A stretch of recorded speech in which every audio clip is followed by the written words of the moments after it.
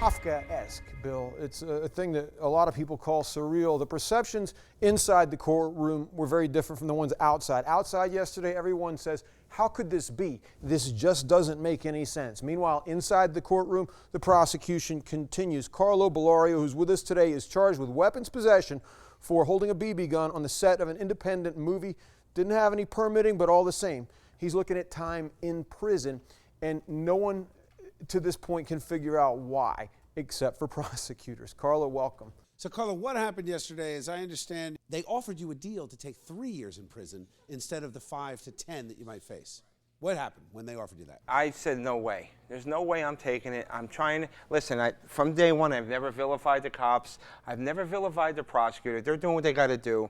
And everybody says, well, they hope common sense would prevail. But in that courtroom yesterday, there was no common sense. Everybody that I did an interview with, I said, I have a past. I admitted it. I got out in front of it, because that way now you can't blindside me with it. That's in my past. I paid my dues. I was on the set. I was shooting a movie. Didn't know that they gave me a BB gun, and I'm winding up in jail. We're going to trial over this. Let me just understand just the context so the viewer can really just wrap their head around this, because I'm having a hard time with it. You're on a movie set. So now I understand the director didn't have the permit, as you had said, Hank, right? Like they didn't 9 out of 10 independent films will go. Don't, right? And you're shooting a scene in Woodbridge on the street. You're playing a fantasy role of a bodyguard of a drug dealer. So they hand you this fake gun, and you go bang, bang, and somebody calls the cops because the neighbors weren't expecting it.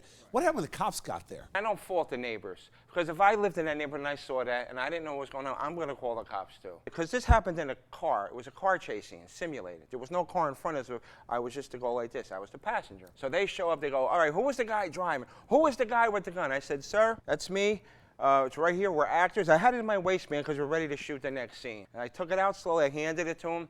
They were talking about, the sergeant shows up, and he was yelling at me, do you guys know what's going on in this country? I'm like, I'm just an actor. I'm sorry. So they're talking. Next thing I know, I'm in handcuffs. So let me ask you something, Carl. How are you getting by? How are you raising money? I mean, I know you've had some offers out there for people to help you, but it's got to be incredibly expensive because you can't leave the state, so you can't travel and get any gigs. So you don't have any money coming in. I know you have a GoFundMe site. Now, what's the GoFundMe site? The GoFundMe site so far has paid off a good portion of the bail bondsmen.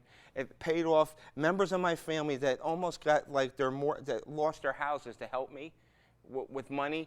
And some of it I used for personal reasons because they were going to take my car and stuff away because I have nothing coming in.